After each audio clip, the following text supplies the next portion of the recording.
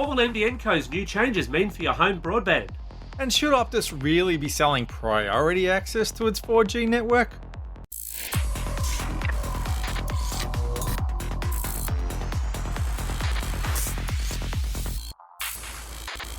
Vertical Hold is proudly sponsored by Casa Systems, taking Australian technology to the global market. Welcome to Vertical Hold, Behind the Tech News, where we talk to Australia's leading technology journalists to get the stories behind the news of the week. I'm Alex Kidman, and I'm joined, as always, by a man who's pretty sure he originally drew up the plans for the new Tesla Cybertruck back when he was about 5, Mr. Adam Turner. Adam, could your model of the Cybertruck actually fly? Oh, absolutely, if you threw the Legos hard enough. Well, if you're looking for a truck for hunting down Terminators or chasing Robocop, then this is definitely the vehicle for you. We're also joined once again by a man who sounds suspiciously like me in both voice and name. From Finder, it's Angus Kidman. Angus, welcome back to the show. Would you happily be the passenger in Adam's fancy new Cybertruck? I'm happy to be a passenger in a Cybertruck, but I will need to see some current driving test results before I let Adam be the driver. I think that's perfectly reasonable and quite safe as a response. And look, we'll be hitting the cyber highway later on in the show to discuss the Cybertruck in full, as well as Optus's radical shift in its mobile plans. But first, it's time once again to dive into the wild and wonderful world of the National Broadband Network, or as we like to call it here, our soup du jour. And look, it's never been more appropriate because this is the very first episode of Vertical Hold brought to you entirely on the NBN.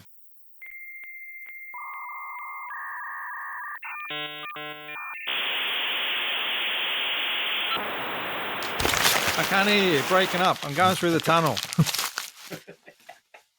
Now, to be honest, though, we are cheating a little bit because you two are in the same place. So it is all on the NBN, but we're only relying on 2 NBN streams and not 3. And maybe that's best for beginners.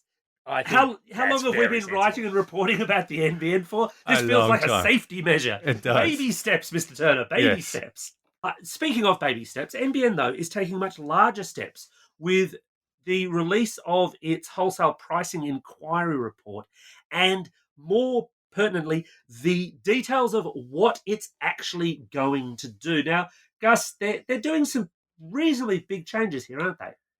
In some ways, yes, they are proposing a couple of big changes to how they sell NBN access to wholesalers, which ultimately means how we get to buy it as consumers. At the same time, there's a little bit of deja vu in that they're using a classic NBN tactic. Oh, we've got a bunch of good ideas, so we're going to try them out by putting out some temporary plans that will all expire in 6 months, and we hope everyone's really excited by then. So some new technology ideas, but at the same time, a sort of approach they've been using for 2 or 3 years with variable levels of success in terms of actually getting the people they sell to excited by it. On the excitement front, they're pitching the idea, and it's not entirely new, but they're pitching the idea of plans above 100 meg, so new 250 meg tier, even a new gigabit tier. Are these worth getting excited about? I think it'd be exciting to see them happen. We've seen such low take-up so far on the highest level plans. Like, there's really not been much engagement with them because they've priced them so high that most ISPs don't think they can sell properly. I don't know. I mean, there's always going to be a segment of the market that wants those really speedy things, but at the moment, I think they need to concentrate more on those 100 plans, and they have announced some discounts on that level to try and drive up uptake on that next level of plans now that a lot of people have settled on 50. If I want more than 100 meg, what kind of connection do I have to be on? Is it only fiber? So at this stage, if you're on fibre to the premises, you're pretty much golden. I mean, that is the gold standard of the NBN. Exactly. Lucky bastard. The NBN lottery. Luck. Yeah. If you're on HFC, they've got like us. Maybe kind of approach to it. So their whole set of DOCSIS upgrades there. They're talking about reaching up towards that gigabit level. They're not promising that they're going to have it, and they're still to release fine detail on that. Of course, the reality for the NBN is that the vast majority of people are on fibre to the node, and there it's anyone's guess. They really haven't said a lot about the 250 or the 1 gig, which does not suggest they've got a lot of confidence in it. But then if you've seen the state of the copper and the number of people who can't even get 12, a gig is perhaps, massively optimistic in that case. Indeed. I think that would be a stretch goal. And I think they want to build up a bit of excitement, but it would be dangerous to be talking about how to engineer that network in these last 9 months of trying to finish building the one that they're sort of trying to finish building. There's also a bit of a sting in the tail, though, with these so-called new plans. Because as you said, Gus, there have been higher speed plans. It's just that very few providers have offered them. They've been very small location kind of areas. But the existing gigabit plan, if you're, I think it was Telstra had like one person or one or two people on it in the entire country. Hi, Andy Penn, if you're listening. Yeah. And there was something like 90 people on it in total. But the existing gigabit plan is, I believe it's 1,400, like so 1,000 down, 400 up. And the new one is something like 1,050 up, like it's much slower upload speeds. And that's the same for the 250 plan. And even for the folks who are on a 100 plan, and 100 is your effective current top speed. It's really the best most people can get if they're on the right connection technology or they're close enough to the node. The 100 plan, you mentioned the discount coming in on the existing 140, but the new 100 plan that's coming in, which will be cheaper for wholesalers, is actually only 120. Yes, so it's very much, okay, what are we going to compromise on? And they're compromising on upload speeds because that's very much, if that's a demand at all, it tends to be a business demand. It tends to be that's where people want that. And I think it's fair to say that the NBN's ability to focus on business plans has been messy. That's a nice way of putting it. Yeah, I mean, look, I jumped onto the NBN plan that I'm currently using because I wanted the faster uploads than cable could currently give me, but I sacrificed some speed along the way. One of the other little minor changes that they're talking about doing, though, with current NBN plans, you can't in fact get your full 100, full 50, full 25, whatever you're on, because of the overhead flow of actually sending that traffic out. And NBN has always counted that as part of the speed, but you don't actually see it as an end consumer. They're now actually talking about potentially giving allowances to ISPs to cover for that so that you might get closer to those peak speeds, even if you can't afford or get gigabit or 250 meg. Because Lovely that is a idea. limit. Yeah, not a limit. But that is a limitation of the way the NBN's provisioning the service, not a limitation of the physical cable itself. Because I know I'm in the same situation as a lot of people. I was on Telstra cable and now it's NBN cable. And when it was Telstra cable, I was getting a rock solid 118 megabits per second. I was paying for 100, but they don't really give you 100. What they just do is take the throttle off and you get what you get. So the fact that I then dropped to 95-ish on the same bit of cable, if anything, the cable's been upgraded, says the problem is not with that physical bit of cable in the ground, but how they're sending it to me. Based on the guys who came to install my cable, I'm not convinced anything was upgraded. I'm frankly waiting for it to catch fire, which it may well do at some point.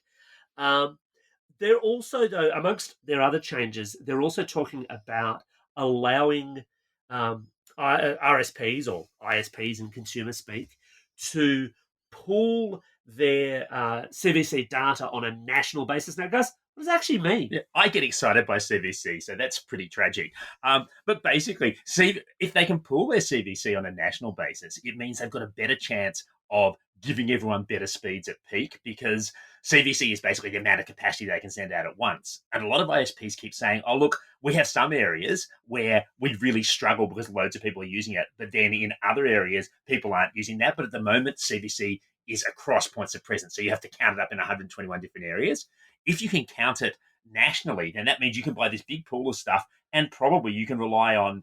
Look, there's a good spread just geographically. If you're able to count Perth at the same time as Sydney, they're doing it 3 hours different. So suddenly you can sort of adjust your CVC on a national basis, potentially give everyone more reliable speed. So I think that's a nice thing in one way that would definitely help with congestion, which is a massive issue.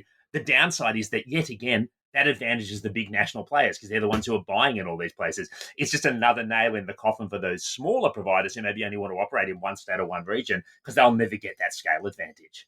I'd also like to think that they were load balancing the CVC purely on where it was needed and not how leafy the suburb was.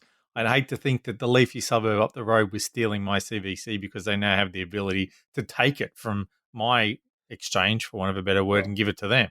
You're going to be disappointed, Adam, but to be fair, there's no leafy suburbs anywhere near you. That's a little bit harsh. I can see them if I get up on the roof and look a long way.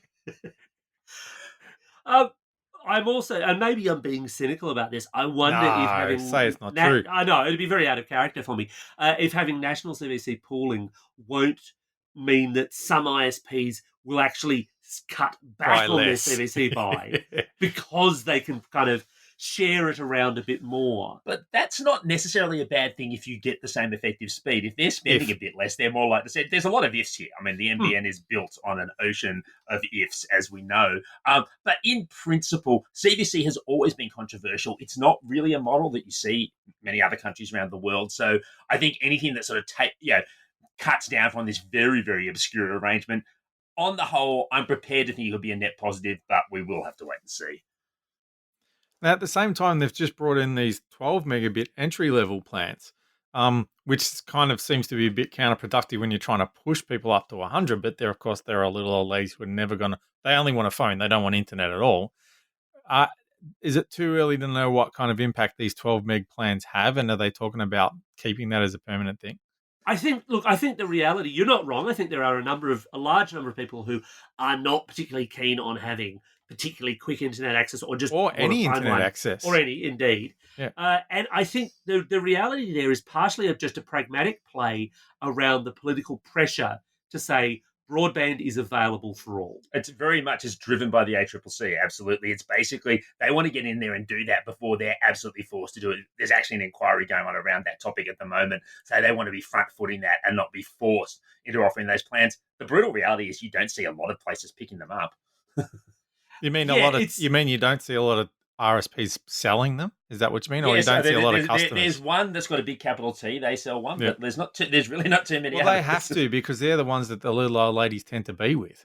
They would have the lion's share of the people who go away. I just want a phone. So, Alex, you're a man who's kept his finger on the pulse of mobile plans for more years than you probably care to admit. What's Optus done, and is it worth getting excited about? So Optus this week announced a big shift in its plan strategy, or for those of us who watch the market, they've done a Telstra, and Telstra themselves did a Vodafone by essentially saying that they're not particularly going to focus on 24 or 36-month plans anymore. They're going to go for a much more ad hoc, much smaller pool of plans on a month-to-month basis, and then split handsets out as a separate item that you then pay off over that 12, 24 or longer period as suits your needs. It's a simplification process for Optus, which probably leads to more profit for them because they just don't have to maintain, potentially hundreds of plans. But it's also one where they're getting pretty aggressive in the market again, and it's been a while since we've seen a lot of aggression from Optus.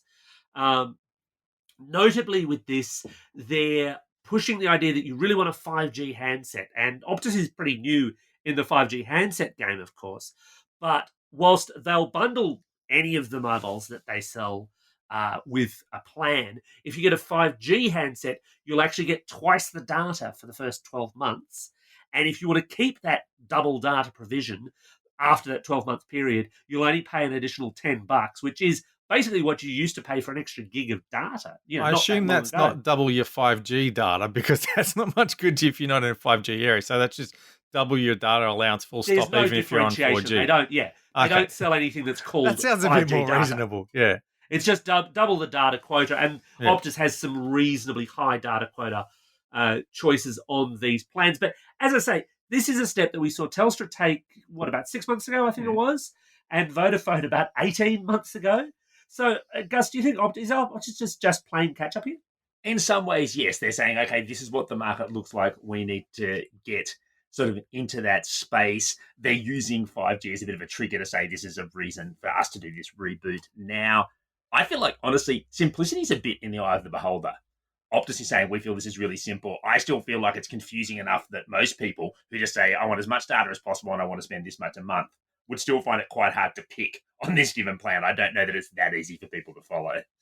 Mobile plans were never particularly all that easy. One of the other interesting things, and I figured this would catch your attention because you travel a lot, is that they're making their roaming data a sort of bolt-on option now. Yeah, so they've got a couple of levels for this where there's one plan where if you pay you take the basic plan, if you pay an extra $10 a month, you get a couple of extra things thrown in, one of which is Apple Music or something nominally useless like that. The other of which is 2 gig of roaming data that you can use every month along with sort of calls from zone 1 countries, which are places you want to travel. But that's better than Optus's previous offer, which was fairly atrocious for roaming. It's 2 gig in a month is not enough for when you're overseas. 2 gigs barely enough for a day if you're doing so for when I'm traveling. So it's a step in the right direction for roaming. Do I think it beats out the relative simplicity again of the Vodafone offering? No, I don't. But it's a start. And then there's a bigger pool of it where you can go for a much larger one if you're on their extremely expensive plan, which also has some other interesting features, does it not? Yeah, so this is Optus One, and it's their top tier plan, $120 a month, and you do get 500 gig of data, which is an awful lot of data. And I guess if you paired that up with a 5G phone, presumably you I'll last get a good 10 minutes. you get 10 minutes worth of data, exactly. Yeah. But one of the big features of this plan, and one of the most controversial features in a way, is that they've said you'll get network priority on 4G when the Optus network is congested relative to other Optus consumers. Hang on. No. That's not cool. That is so not cool.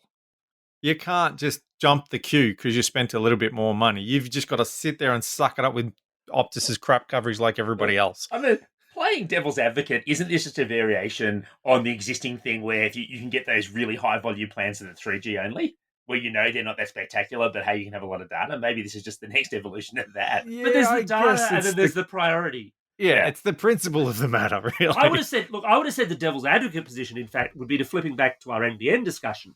I can pay NBN more, or my ISP, more money for a 100 meg connection or a 250 or a 1 gig if I'm lucky enough to have won the fibre lottery. Does this differ? Now, I'm not saying but you're not taking priority over other people in your street. You're not saying to your neighbours, piss off, I'm downloading first. Well, yeah, that's true. But you're not saying to your neighbours, bugger off, I've got first dibs on the data in the street. But basically, this is what they're saying here. My neighbours, I probably would in one instance. Realistically, my devil's advocate position is, how often are you going to notice that this works? Because my experience is that when networks go wrong, they go quite badly wrong. This is your football stadium scenario. In that context, I don't think I'd pay for it because I just don't believe that you actually get that value. If I paid for this, I'd pay for it because I needed to share that 500 gig of data with my family. And since, I'm not going to be doing that, probably not for me. But I get that people get upset about the principle of it. As a pragmatist, I just go, this is just not going to make enough difference to be worth paying for in and of itself. You're right. If you're at the footy and everyone's got nothing and you've got double what everyone else has got, you're not really in a better position, you've got double a tiny slice of the pie. And I was going to say, they are being very coy about what real-world difference this is actually going to make. They have said it's 4G only, though. But they're saying network priority on 4G. So presumably, if you're battling everyone else on 5G in those limited pockets where it exists right now, you've got no extra benefit. I guess that is so that they can avoid the ACCC coming down and saying, you said that the priority customers would get, this minimum speed or something. Because let's face it, that's just not going to happen. And also, they can't promise that. It's your mixed messenger thing. The whole selling point for 5G, as has been discussed many times on the show, is the notion that it will handle network priority better and that more people will get the same speeds. So if you start saying, we're going to give you priority on 5G, you're actually undermining the reason why you go to 5G in the first place. So, true. But again, you're going to confuse people. Like, this is for a simplification, this is quite confusing. It's also, it creates, I think, an interesting market now because the big three, the network telcos, let's face it, because TPG seemingly still are never going to merge with Vodafone or build their own, or at least at this stage, if they've got anything to say about it. The big three network telcos are now kind of just in the month-to-month game, by and large. They're more or less just selling handsets. They're probably making a little bit of money out of them, but it's clearly not core business to them. And that puts them in a much stronger competing position with their own MVNOs. And of course, for Optus, most of the MVNO, that's the virtual operators, so your Amaysims and operators of that ilk, most of the virtual operators are on Optus already. Where do you think they go after this kind of breakdown of plans, Gus? Well, they will continue pushing to up the data. This is historically, it's always been the case that an MVNO will tend to have more data than the native network holder. The native network holder sells other things. I expect that we'll see that happening again. And in fact, I'm getting the impression, looking at the market, that we are going to see that. You've also got to bear in mind that MVNOs often offer the best value. They're not the biggest chunk of it. Like Optus has the largest chunk of that, but still, Optus's own market share dwarfs all of its MVNOs added up by a very healthy margin. Do we know how the roaming deals will play into that? Because I know, and I've spoken about this before, how tough it is to get roaming data if you're with a Telstra MVNO. They just, that someone like Boost Mobile will do you an amazing deal on a SIM and data and calls, but you're going overseas, there's not enough, you can't throw enough money in the world at them to actually get roaming data. They just don't do it. My Netphone is one of the few Telstra resellers I found that could. What's the deal with the Optus MVNOs? What kind of access do they have to global roaming? And I assume they're not going to get access to this deal. It's pretty similar. It's the same thing. And when I've talked to quite a few Optus MVNOs in the past, and off the record, they'll often say, look, we just can't make the business case add up. And one of the underlying assumptions is if you're the kind of person who's really cheese pairing with your plan in Australia, you're probably the most likely candidate to say, I'll go through the extra hassle and I'll pick up a SIM when I go overseas. So I think they just see it as a different market. And I don't think it's very easy for them to get through the hoops, but I also think they've crunched the numbers and said it's just not a good business for us. I think it's also the case, and this is certainly the impression I got across a couple of different, both telcos and MVNOs, that the billing process is just working out, right, can we authorize that this SIM that Adam has overseas is one of ours and it's going to be on this rate and this cost, and then get it through wherever on the planet you happen to be, is quite complex for them. And for an MVNO on a razor-thin margin, there's no money to be made out of it. It's why you also don't see that kind of deal all that often for prepaid SIMs, and in exactly the same kind of way. It's much more a postpaid thing where they can be assured at the end of the day, look, we've got a method for getting money out of you if you spend an awful lot of it overseas. And let's face it, roaming can still be quite an expensive game. So, Adam, you're a man who owns a much larger vehicle than I do. Therefore, you are logically the target market for the new Tesla Cybertruck. Yes. How excited are you? Cybertruck, the crime-fighting truck. I cannot believe what they have done. If you want electric vehicles to go mainstream... Unbelievable, says Adam Turner in the marketing materials. Yes. If you want electric vehicles to go mainstream, they shouldn't look like sci-fi props. It's just crazy because they've done such a good job with the rest of their electric vehicles, not just on the spec sheet, but they look good. They've found mainstream acceptance.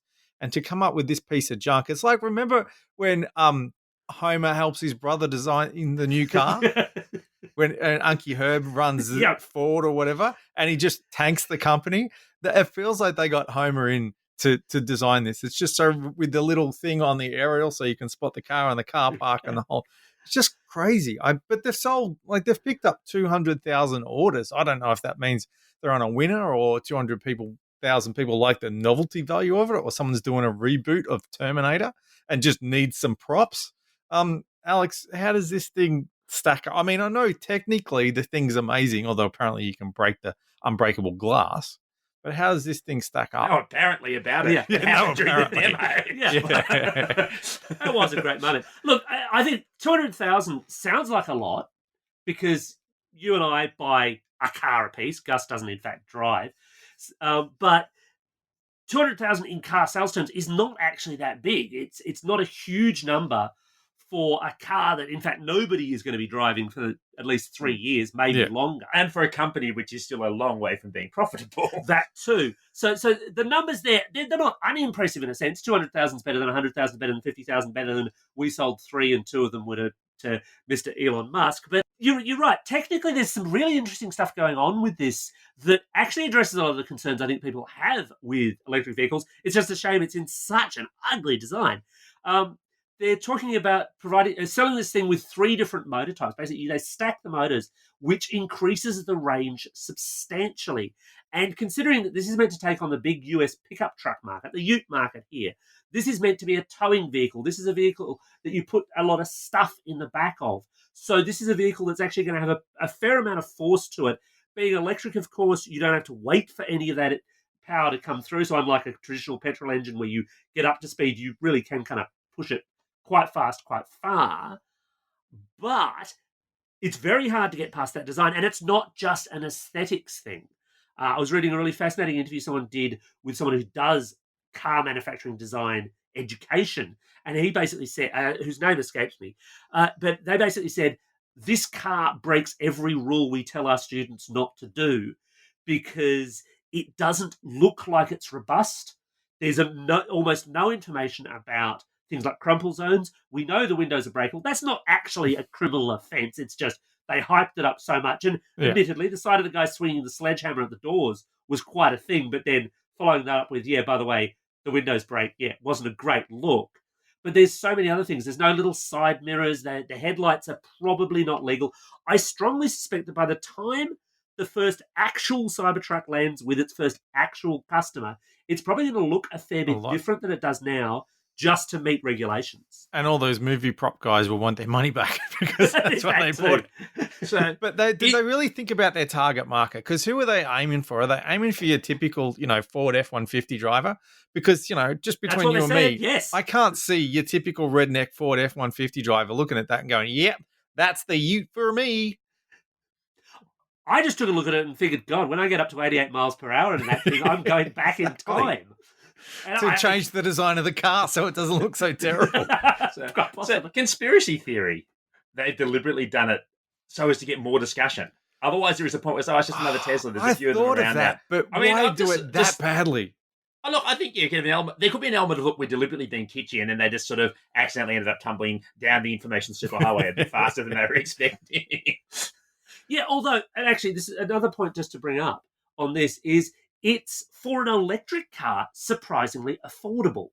They're still not cheap. And here in Australia, and I think this is a big problem here, we are way behind the times in terms of electric car take-up, but also availability of affordable models. Now, this thing, the baseline model, which is only the single-engine one, comes in, and I think it's around the equivalent of about 58,000 Australian, which isn't chump change, but it's not a hideous sum in the way that the higher-end Teslas already are, and much higher sports cars, and that's what those Teslas are taking on, it is starting to push down a longer range, more powerful vehicle into that mid-range. And, I'll be honest, I'd quite happily drive an electric car. I'm not fussed by the range anxiety thing, because being someone who lives in a city, my driving pattern is like, 20k at most of the time. So there's plenty of time to charge the car.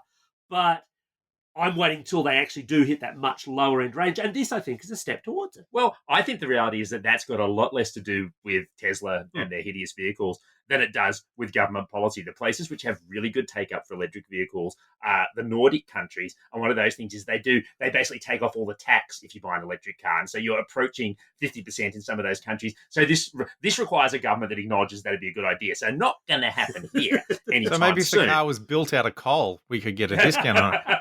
If it was built out of coal, it'd still be better looking. Well, that just about wraps up another episode of Vertical Hold. Thanks to Gus for joining us for the show one more time. Now, if folks other than myself want to find you and your work online, where can they do that? Well, you can find me on Twitter at GusWorldAU or splattered all over the Finder site at finder.com.au. Or at Alex's house for dinner. That one's not available to the general public. Well, it is, but you've got to pay a bit.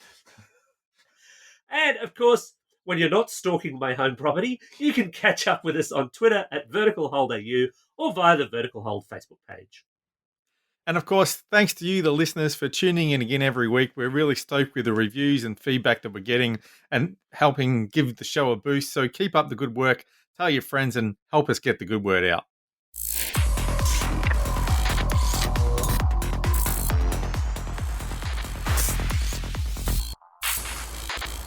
Vertical Hold is proudly sponsored by Casa Systems, taking Australian technology to the global market.